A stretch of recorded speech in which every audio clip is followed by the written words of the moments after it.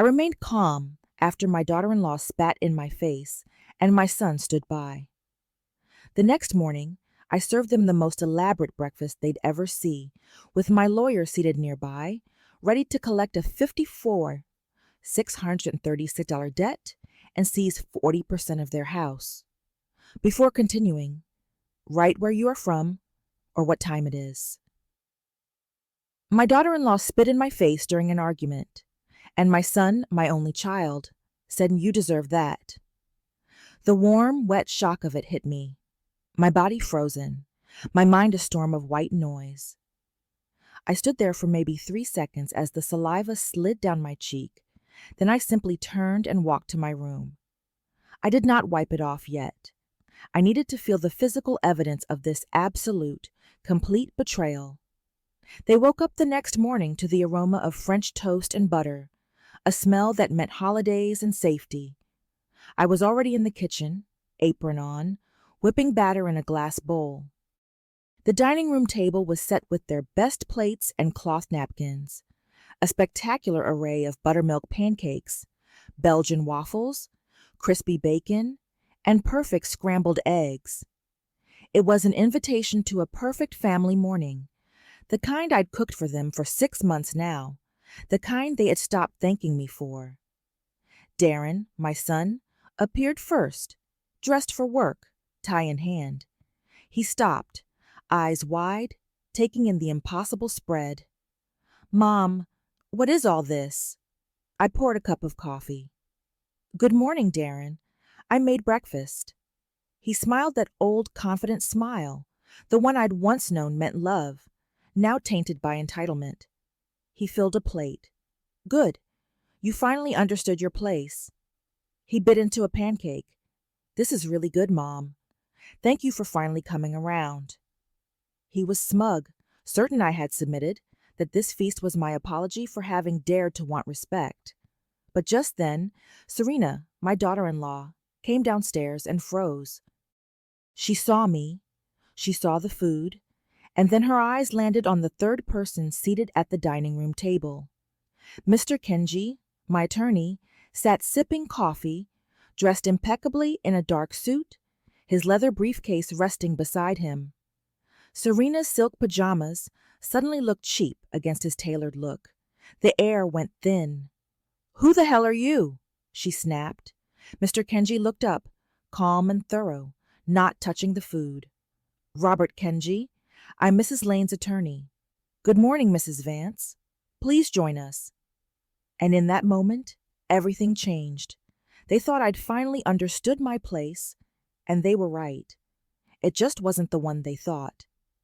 This drama, this fight for my life, had started 2 years earlier, a slow, calculated theft of my peace.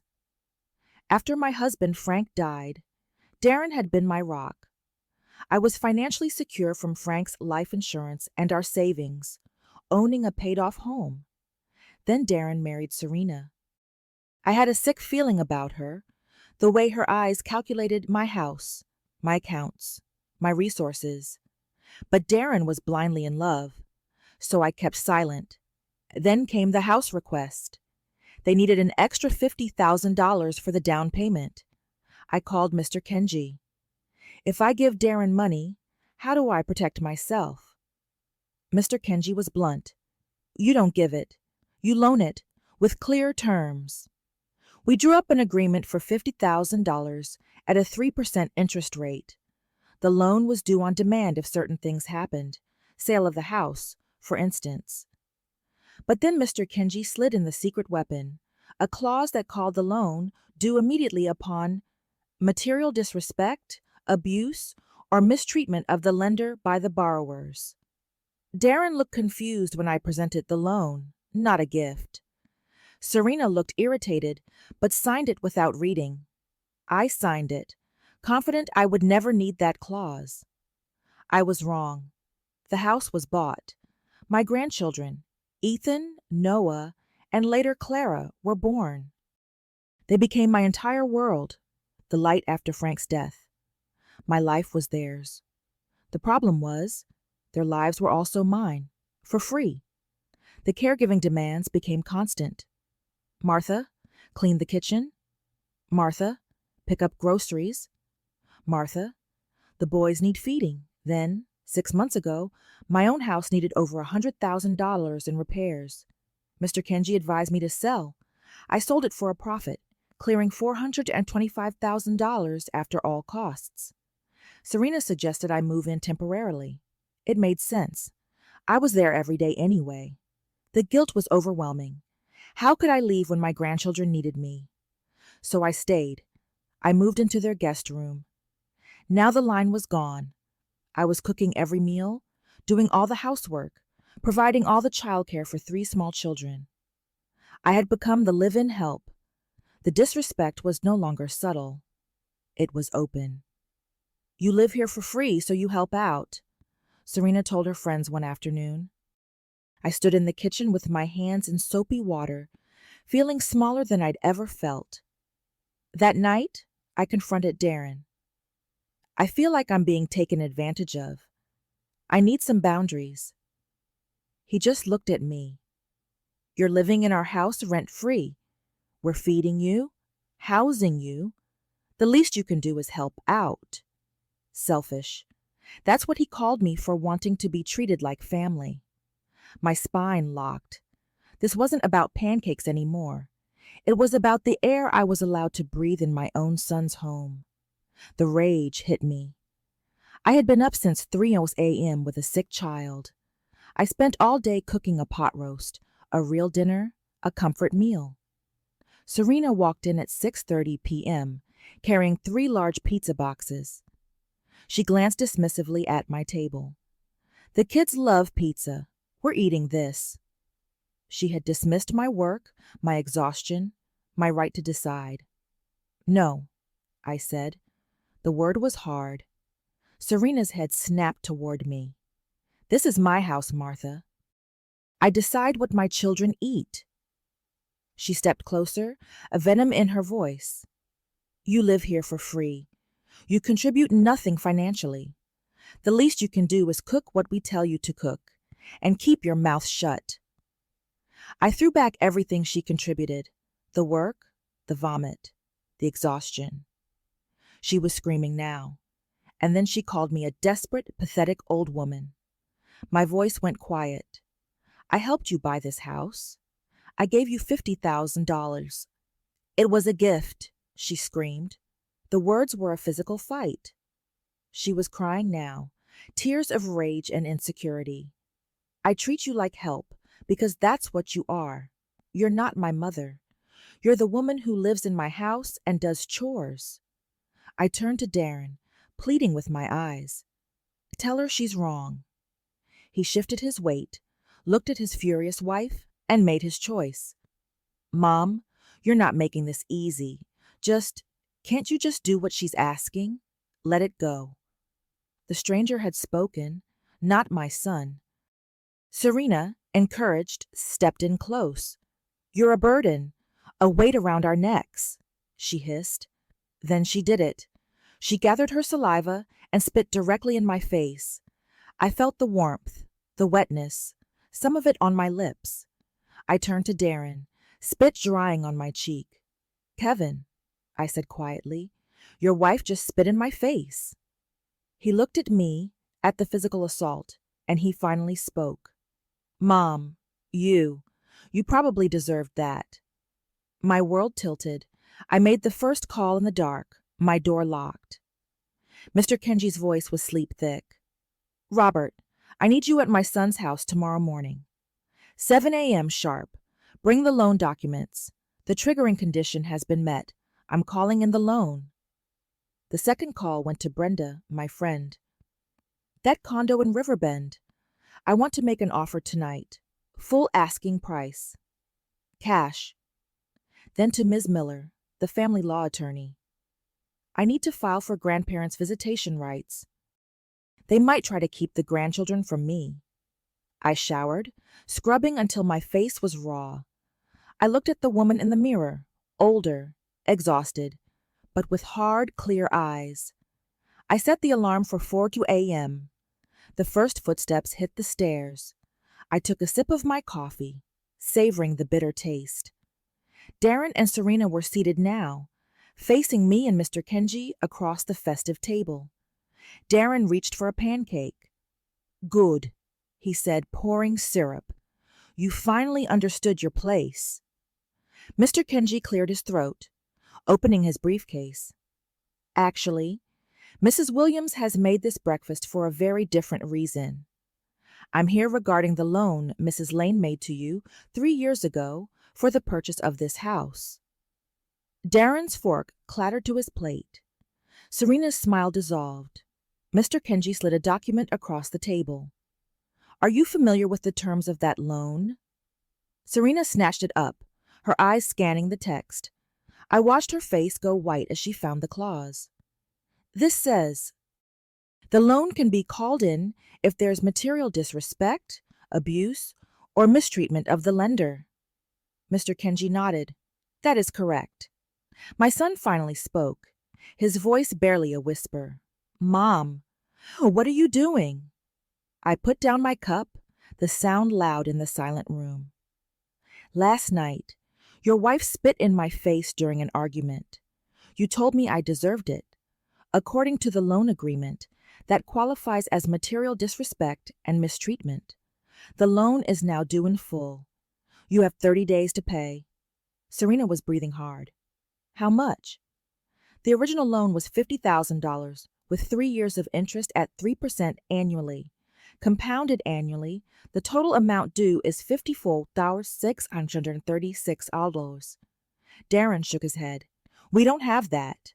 We don't have anything close to that." Mr. Kenji smiled. "Mrs. Lane is willing to convert the loan into equity. Specifically, she's offering to forgive the debt in exchange for 40% ownership of this property." Serena shrieked, her chair tipping back. 40%! You want to steal our house?" My house. The one I'd poured my sweat and sanity into. My investment, which had been treated with contempt. Mr. Kenji stood up. "Not steal. Convert debt to equity. It's actually quite generous, given the current market value. 40% ownership would be worth $190,000 in exchange for a debt of only $50,630. Darren looked broken. "Mom, you can't do this. This is our home." I stood up, smoothing my dress. "You wanted me to understand my place." "Well, I have. My place is not here." Serena stopped pacing. "What does that mean?" I smiled. "It means I'm moving out today. I've purchased a condo." I saw the terror in Serena's eyes. "You think we're letting you see the kids after this?" I picked up my purse. "Actually, yes, because I've also filed for grandparents' visitation rights in Georgia. I had been the primary caregiver. The courts would grant me every other weekend, alternating holidays, and 2 weeks every summer." Darren was staring at me. "Mom, you're tearing our family apart." "No, Kevin. You did that when you allowed your wife to treat me like garbage, when you told me I deserved to be spit on." I walked to the guest room and picked up the single suitcase I'd packed last night. Darren followed me to the front door, tears running down his face. "Mom, please, I'll do anything. Tell me what you want." I gently removed his hand. "I want what I've always wanted.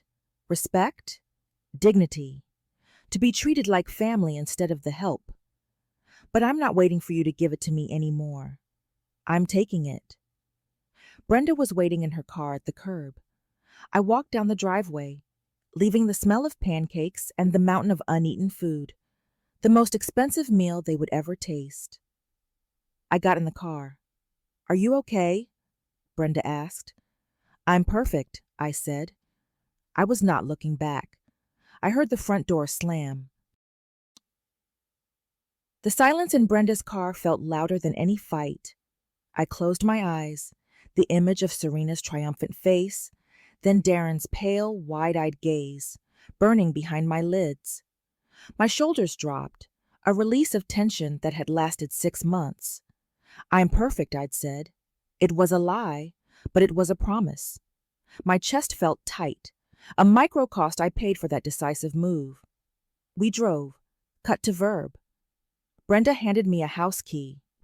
The Riverbend condo is yours. Cash purchase confirmed. Closed in 2 weeks, just like you wanted, Brenda said. I looked at the key, a solid silver thing that represented 40 years of quiet savings.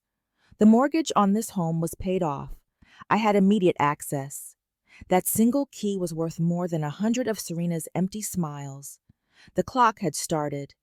30 days to pay $54,636 or lose control of their home. The immediate consequence of my action was a silence on Darren and Serena's end. Mr. Kenji informed me they had immediately hired a lawyer, a young, aggressive man named Mr. Finch. Petition filed, Mr. Kenji's email read. Motion to dismiss the loan clause. The move was predictable. I sat in my small new living room, the boxes stacked around me, and told Mr. Kenji to proceed. Legal challenge surfaced. I lose the fee waiver today, I muttered. The immediate cost was a few $1,000s, but the leverage was priceless. The phone buzzed. It was a text from Darren. We're paying it. Just give us time. Stop this, Mom. It was a hollow threat, a desperate plea for a pause. They didn't have the money. I typed a single, direct reply, 30 days. The world narrowed to that target. Serena would be standing over his shoulder, dictating the message. That realization, the knowledge that my son had become a puppet, hardened my resolve. That weekend, I was supposed to have the children. Serena text messaged me 45 minutes before the scheduled drop-off. Given the situation, it's not appropriate for the kids to see you right now. We're discussing a new schedule. The anxiety twisted in my stomach. She was using the children. I reached without a flinch for Ms. Miller's number. This was the first escalation on the emotional ladder. Private to social. Ms. Miller answered. They just blocked access, I said, my voice steady. She's trying to punish me. Ms. Miller was a woman who understood the game. I expected this. The grandparents' rights filing has a hearing set for 3 weeks from now. I'll draft a petition for an emergency temporary visitation order immediately. We'll show the judge your history as the primary caregiver. The pressure editing worked. Action, consequence, petition filed, access blocked, antagonist pressure, use the kids. I put the phone down and looked at the spare room. Bunk beds, a crib for Clara, toys piled high, all ready for the visits that wouldn't come. A tiny confession escaped me. I missed their noise. It was a line that risked dignity, confessing my need. That need was my vulnerability ping, and Ms. Miller was going to pay it off. Darren's lawyer, Mr. Finch, sent a cease and desist letter the next day, a piece of aggressive posturing that smelled faintly of cheap ink.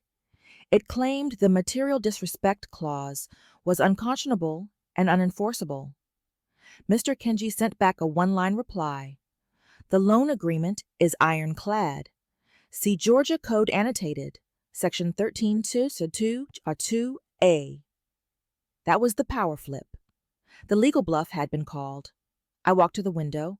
I was a homeowner again, but I was also separated from my grandchildren. My immediate goal was simple. Get Ethan, Noah, and Clara back. The next planned escalation was the temporary visitation hearing. I stood in the quiet condo, a strange mix of hope and threat warring inside me. The financial win was secure, but the emotional cost was mounting. The hope came from Brenda. The community center is having a book club meeting tonight. Come with me. Get out of the boxes. I hesitated. I had mountains of unpacking to do, but I needed a victory, a small social one.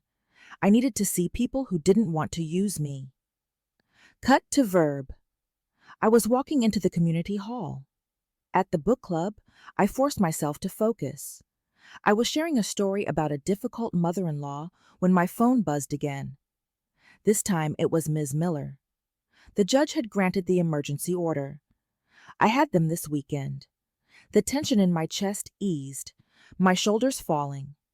I felt a surge of relief, followed instantly by the fear of seeing Darren again. The court order changed everything, moving the conflict from my private shame into the public eye, even if only the courthouse. The consequences had started to ripple. Darren called an hour later, his voice tight and ragged. The court order came through. "You won't get away with this, Mom." He was trying to sound aggressive, but I heard the panic. I kept my voice flat, professional. "The law is the law, Darren. Mr. Kenji will be in touch about the financial settlement. The kids will be ready for me at 10 a.m. Saturday." I hung up. I did not hedge. I was not emotional. The refrigerator hummed. I walked over and opened the refrigerator door. Empty. It was always full at the old house. My house, my rules, my food. A tiny thought, no longer a whisper. I am taking back control of my kitchen and then my life. But Darren's raw voice had planted a seed of doubt. The conflict was not over. It had just moved to a more dangerous playing field. The key turned in the lock of the guest room. I had them this weekend. The first exchange on Saturday morning was surgical, devoid of warmth. I pulled up to the curb of their house, now my investment property. Serena stood on the porch, sunglasses hiding her eyes, a small smile pasted on her face. She was performing for the neighbors. Darren stood behind her, his face pale, his tie slightly askew. He handed me Ethan, then Noah, then Clara's carrier, like handing over rental goods. "Have fun, boys," Serena chirped, her voice too loud, too sweet. "Grammy is so excited to see you. She's missed her job." The insult, disguised as concern, was a sharp sensory jolt. I looked at her directly. "I missed them. The job I'm not doing anymore is the one I used to do here. You'll find having a full-time unpaid nanny is more expensive than you thought." Serena's smile vanished. Cut to verb. I slid the van into reverse. The confrontation lasted 7 seconds. The immediate consequence of the court order was relief. The boys, Ethan and Noah, were wild with excitement, Clara fussing slightly. At the condo, I let them explore, the new space echoing with their laughter. The second bedroom was exactly as I had planned. Cheerful, safe, a bunker against the chaos of their parents' life. We baked cookies.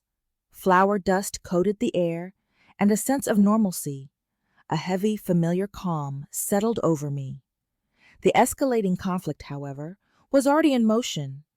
Mr. Kenji confirmed they were desperate to refinance. Refinancing sought. 4 banks denied access. Their debt-to-income ratio, which Mr. Kenji had shrewdly anticipated, was their undoing. They could not pay the $54,636 debt, and the loan clause was legally sound. This was the financial, legal rung of the ladder. The consequence? They were trapped. The boys were asleep. I sat in the living room, flipping through the loan documents Mr. Kenji had given me. A micro hook, a small, almost invisible initial on the very last page of the loan agreement. Serena's hurried, careless signature. She hadn't read it. She hadn't cared. She believed her entitlement was the only contract that mattered. Darren called. "Mom, we need to talk. We're working on the money. We'll have it soon."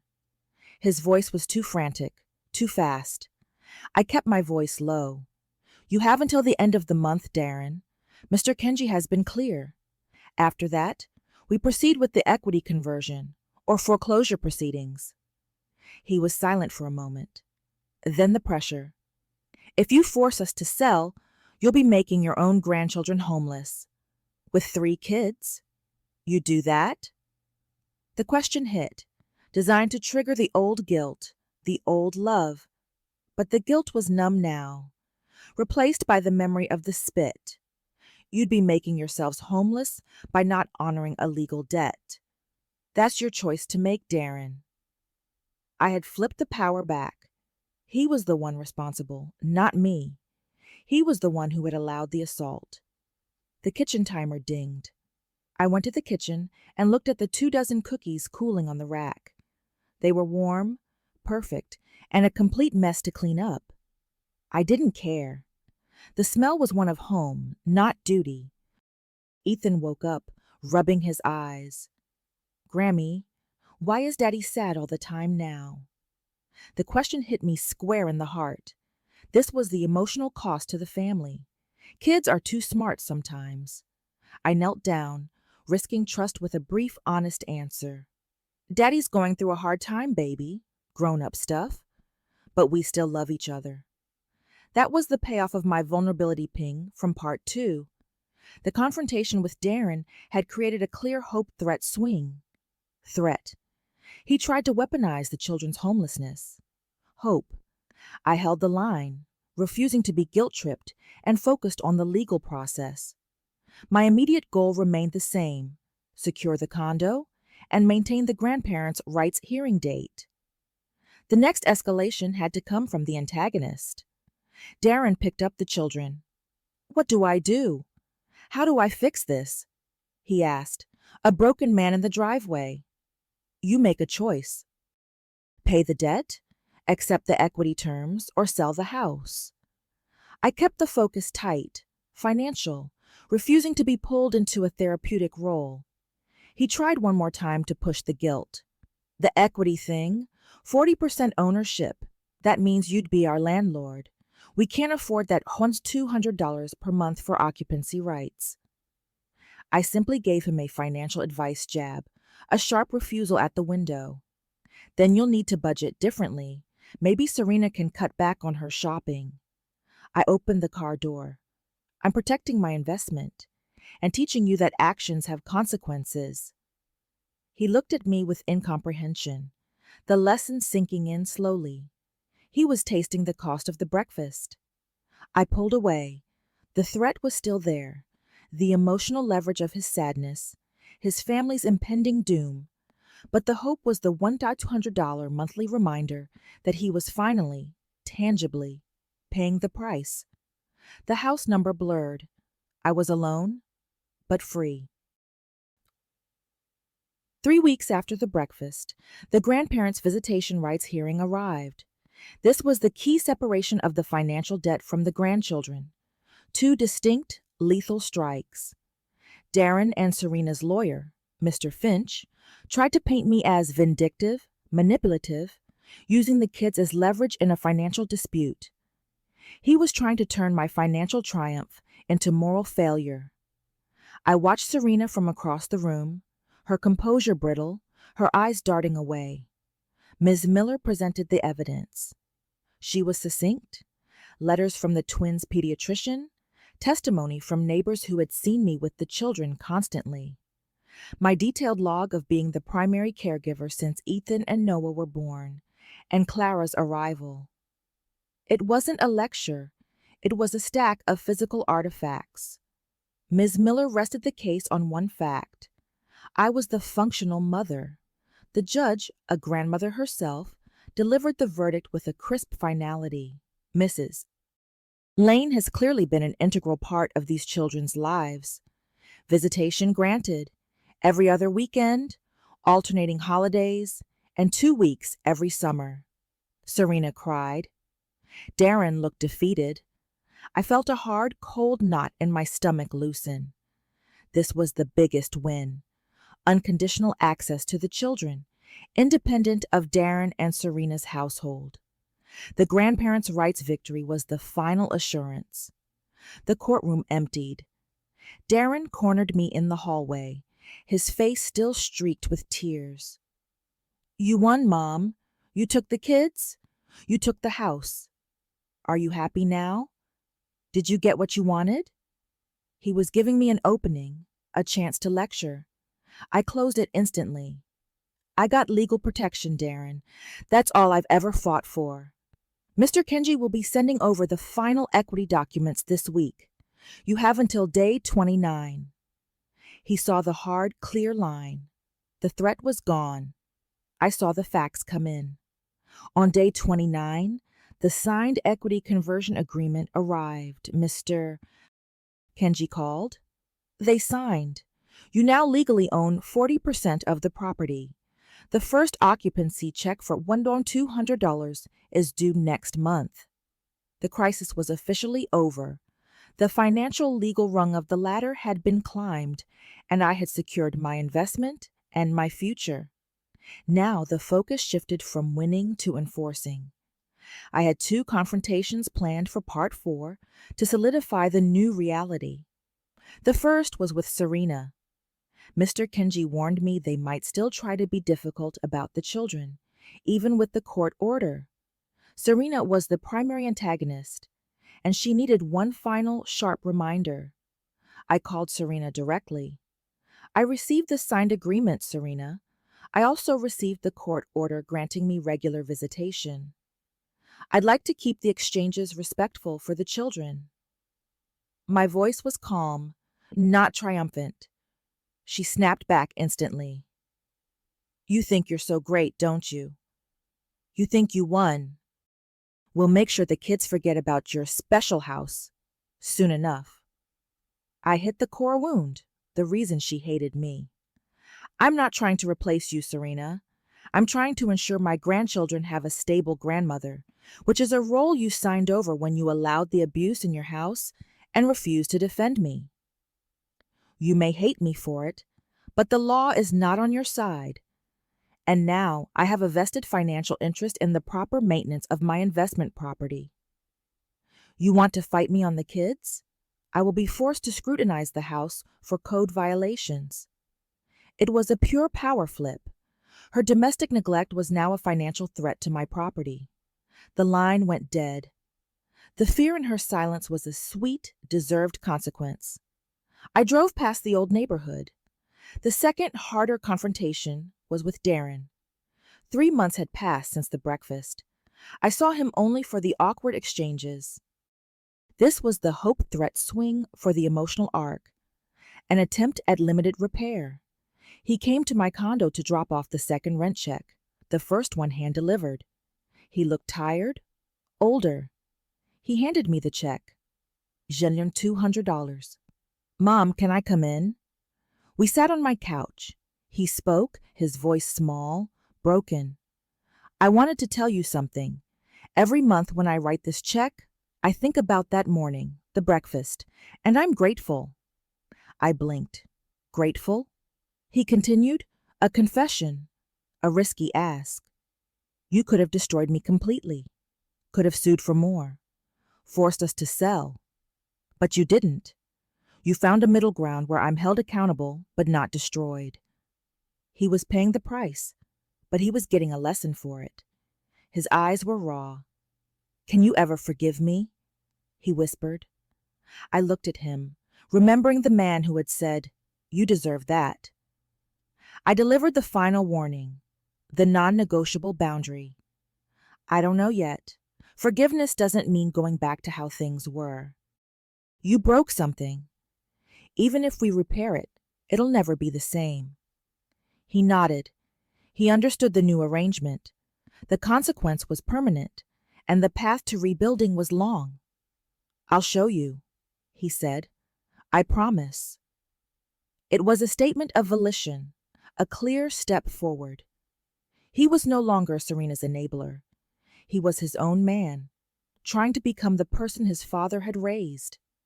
I felt a flicker of the old love, not the desperate clinging love, but a calm, mature love.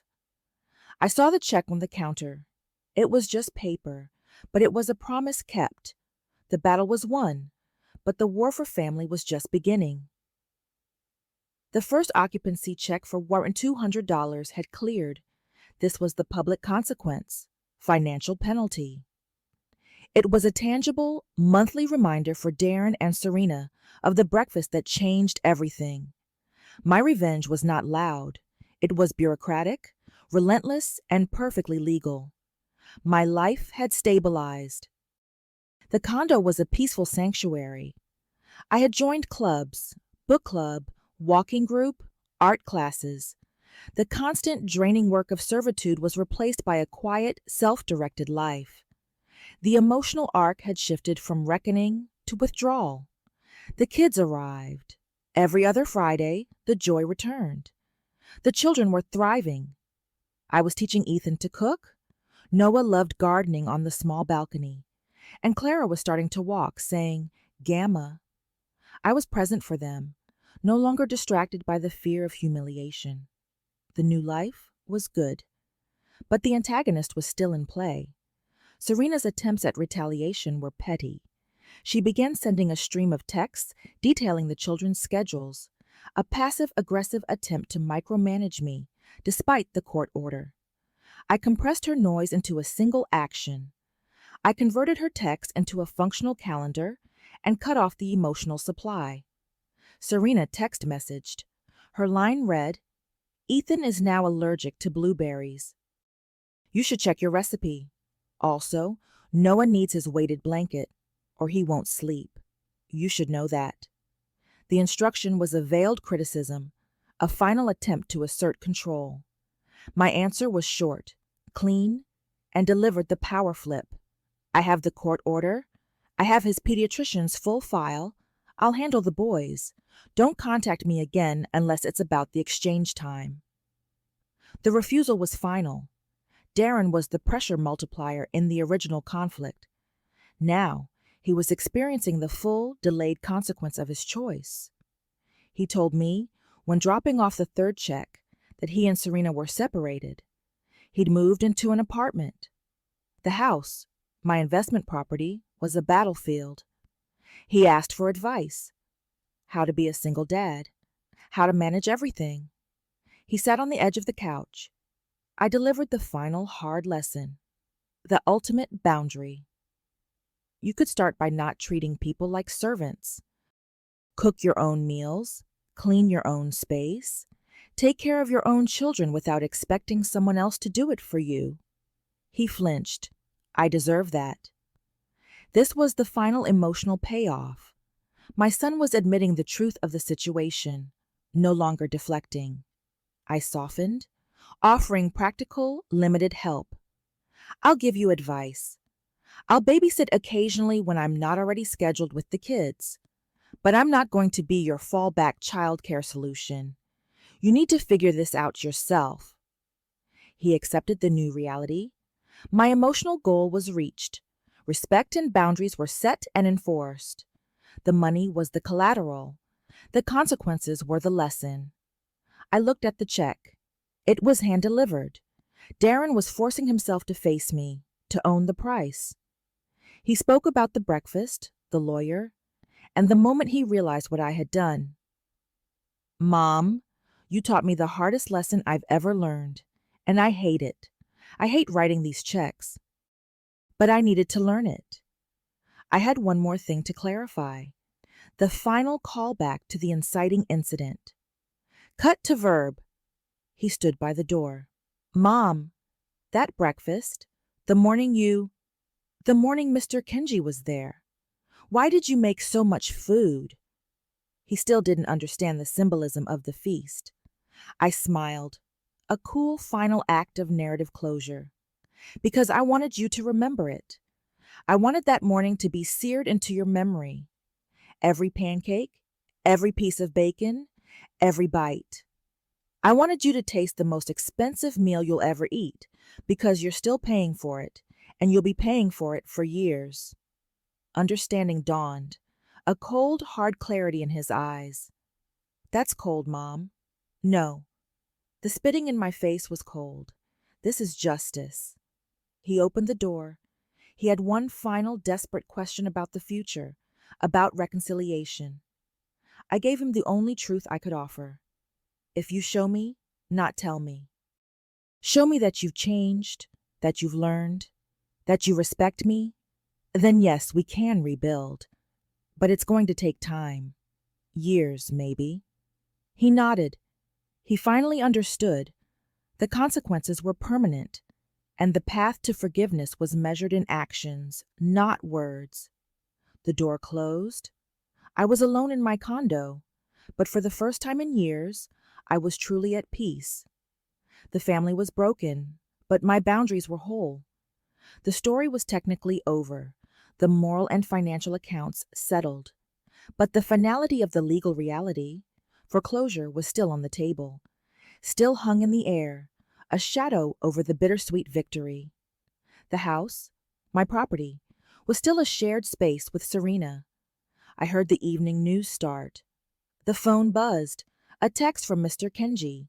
Serena has contacted the bank directly. Refinance attempt number 5 is active. They found a subprime lender. New threat? They could actually pay you off. Get ready for the next move. The ground had shifted beneath my feet. If they paid the loan, I would lose the $200 monthly check, and more importantly, the 40% ownership stake in the house. I would lose my legal right to monitor the property and the final consequence of the breakfast. My control was suddenly fragile. My hands clenched. I had to move faster. I had to preempt their payment. I had one card left to play. The news hit me like a cold wave. Serena had found a subprime lender. My control, the beautiful hard-won 40% equity stake in their home, was suddenly at risk. If she managed to scrape together the $54,630 and pay off the loan, I would be back to zero, left only with the court-ordered visits. My beautiful ongoing consequence would vanish.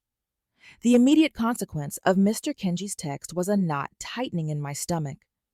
The threat wasn't about the money. I didn't need the 54,630 sechers. The threat was that the lesson would be cut short, the accountability erased. I needed leverage quickly. My focus shifted entirely from recovery to defense. I called Mr. Kenji. They're trying to refinance.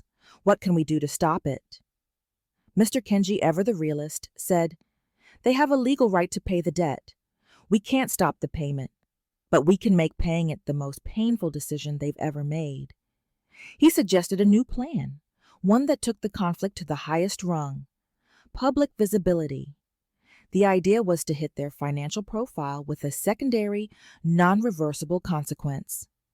They're already stressed with debt, Audrey. Subprime lenders look for any instability. We need to introduce an unquantifiable future liability that will make any bank, even a bad one, run for the hills. That liability was their impending divorce. I called Ms. Miller, my family law attorney. Serena and Darren are separated. Darren is struggling, but he's trying.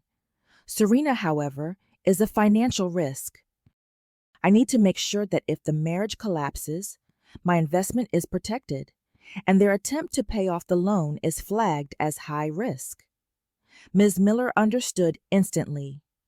We file a preliminary motion on the grandparents' rights case to subpoena all financial records related to the property's upkeep and any pending refi applications. We argue that since you are now a substantial owner, the 40% owner of the property, the court must be made aware of any actions that devalue the asset, especially if a divorce is imminent. The document landed on Mr. Kenji's desk 30 minutes later. The cost of filing the motion hit my card. The subpoena was a double strike. It would force Serena to expose her desperate attempt to secure the loan, and it would put the bank on notice that the marriage and the property's ownership was highly unstable.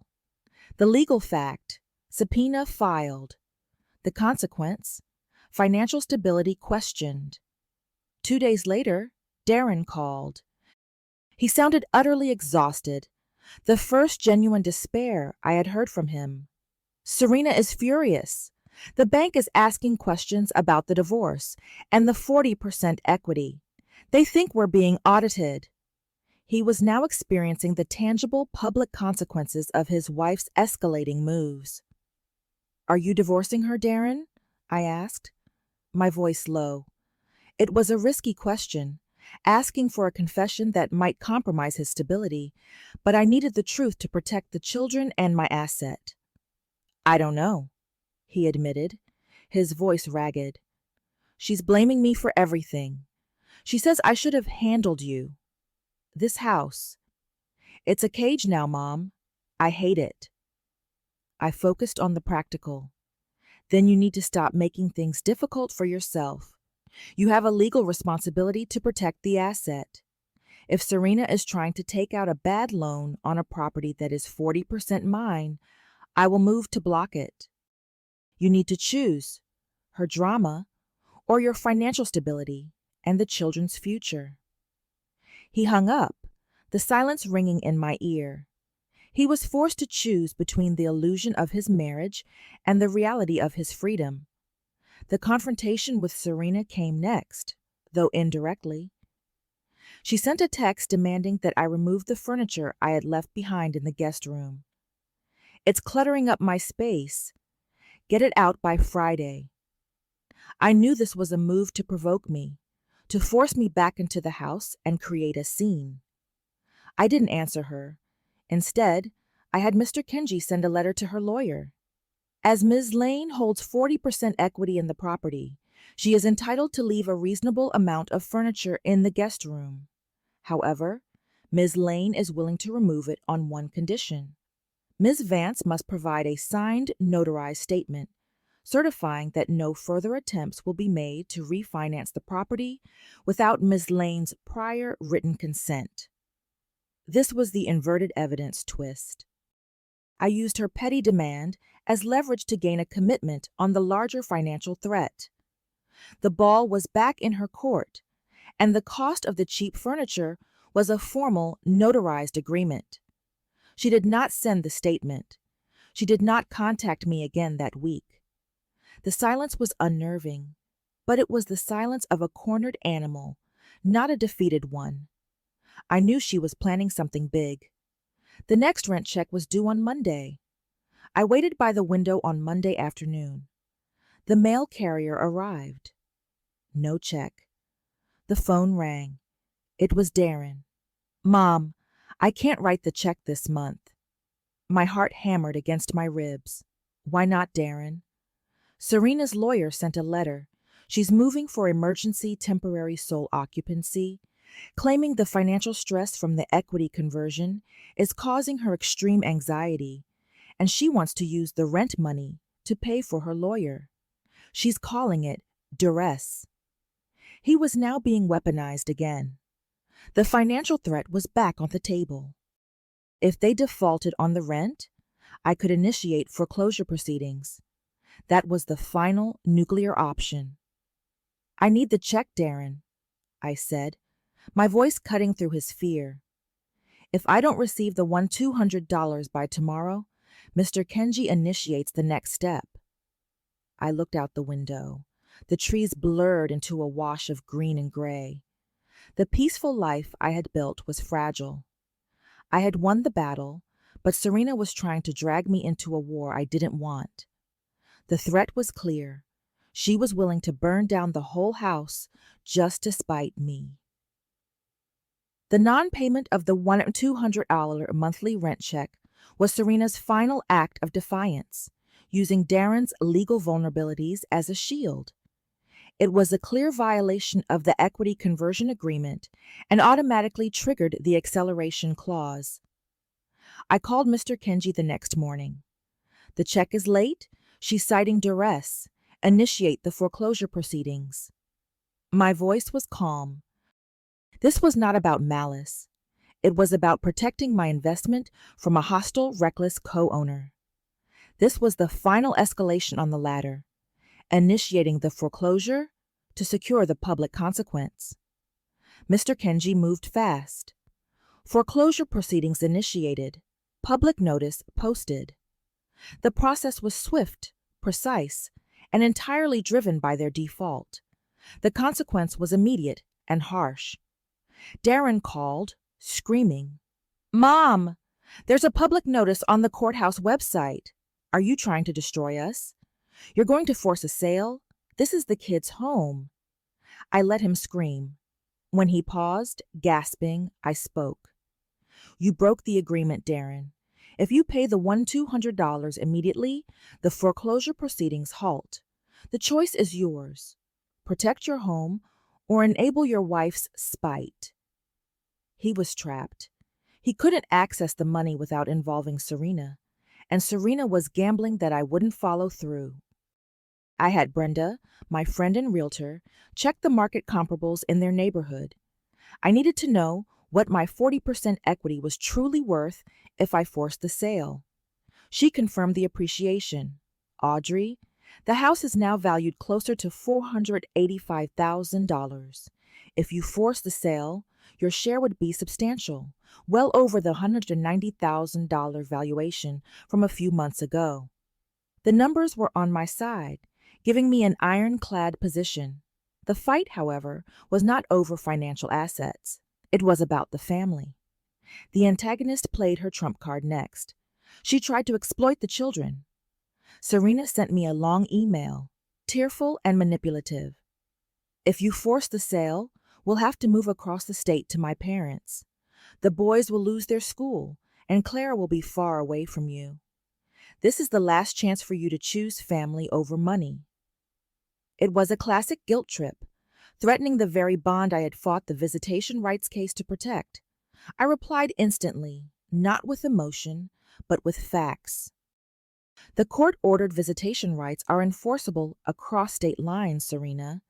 If you move, you will be responsible for the travel costs for the children to visit me every other weekend, as ruled by the court. Legal fact: visitation order is interstate. Consequence: antagonist absorbs travel cost. That was the power flip. She was betting on my love for the kids. I countered with the legal and financial reality of that love. A week later, Darren came by my condo unannounced. He looked like he hadn't slept in days. He had a crumpled check in his hand. "Here," he said, pushing the check across my coffee table. It was for $200. I took out a small personal loan. Serena doesn't know.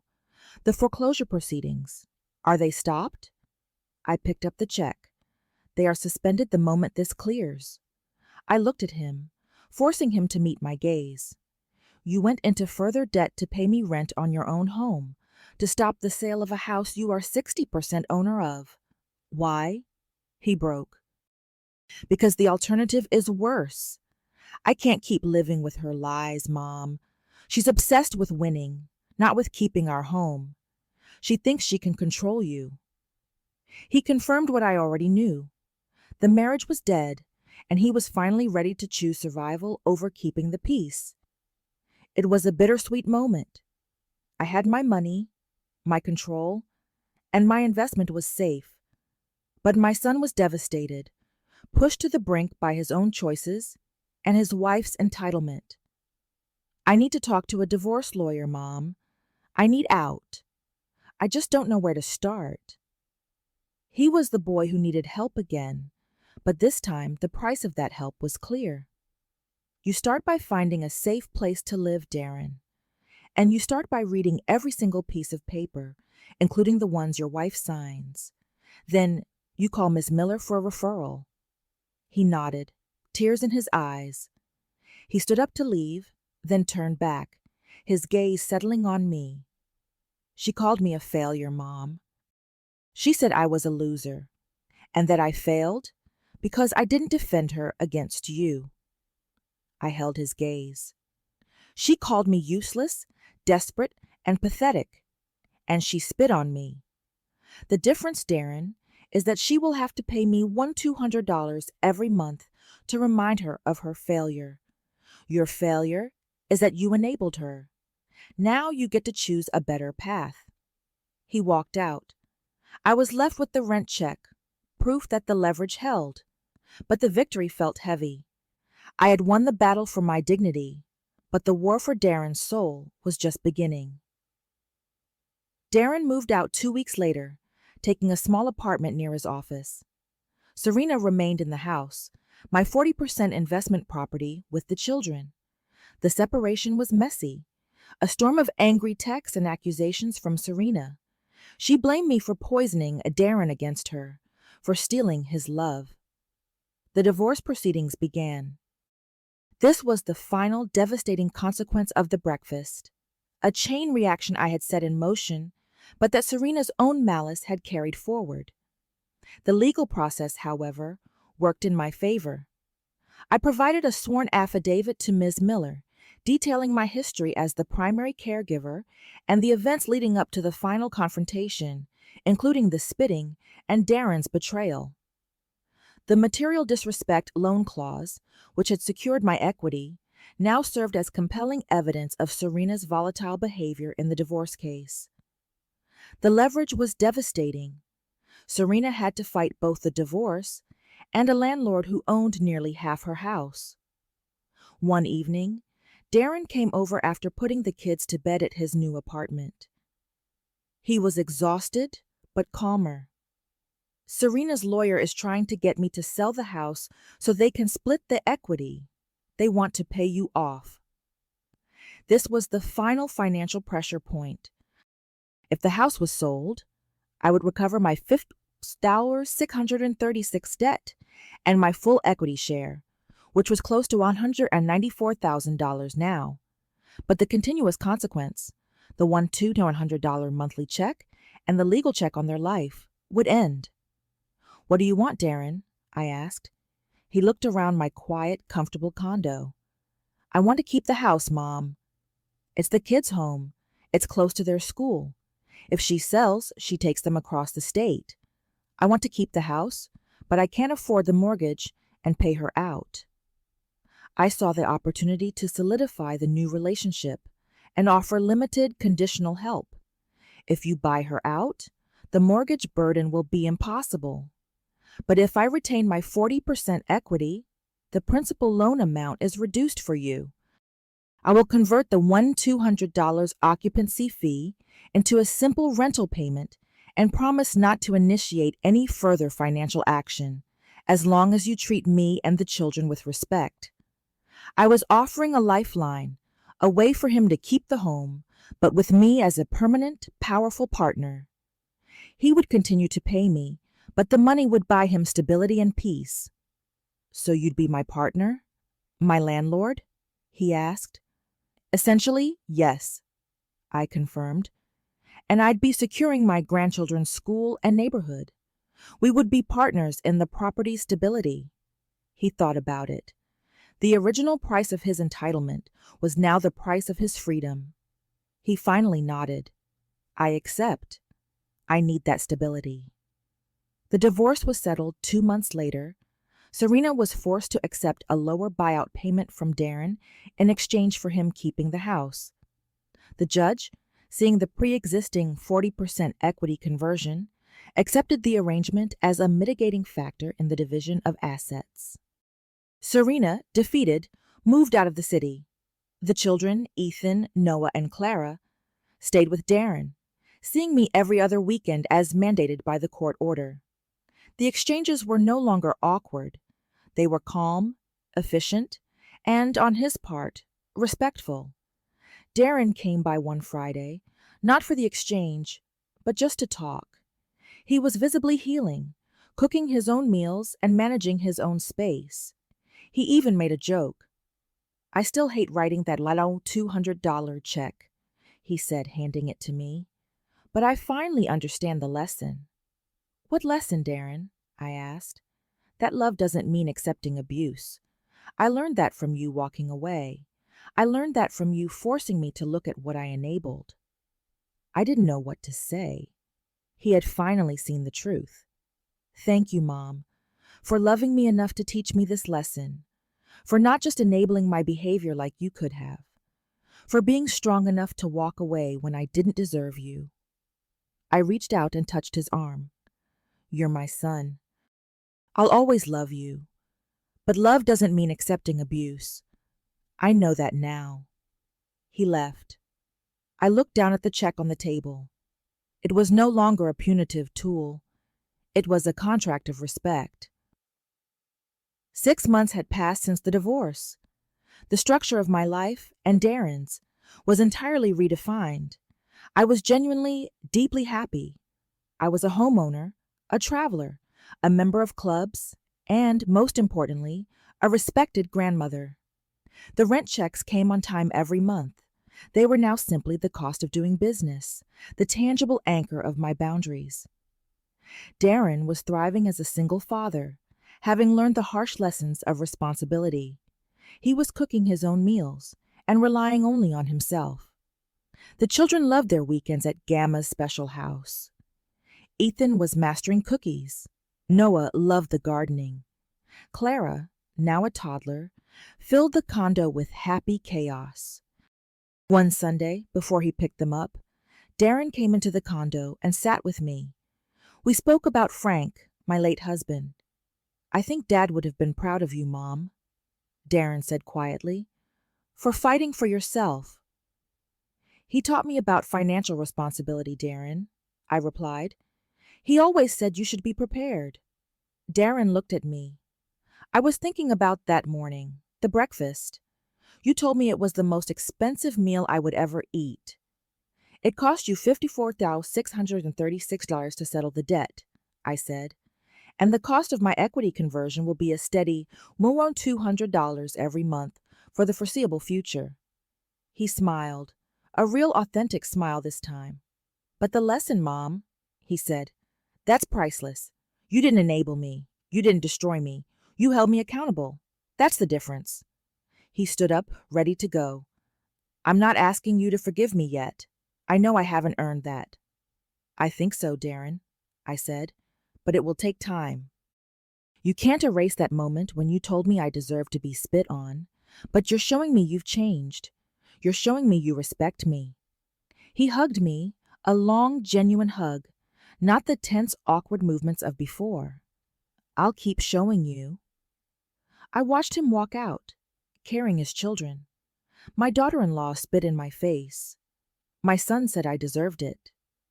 I said nothing that night. The next morning, I made them the most elaborate breakfast they'll ever eat. And while they were smiling, thinking I'd finally accepted my place as their servant, my attorney was sitting at the table, ready to teach them the most expensive lesson of their lives. They thought I'd learned my place. They were right. My place is in a home where I'm respected, protecting my boundaries and my grandchildren. And their place is writing me a check for $200 every single month for the foreseeable future. The lesson, measured in dignity and boundaries, was complete. The house was not just my investment. It was the stone monument to my self-respect. The end. If this story resonated with you, leave a like and consider subscribing. You can also drop any comment below, even just one word. Maybe tell me where you're watching from, or what time it is right now. Sometimes one word is enough to say you are here.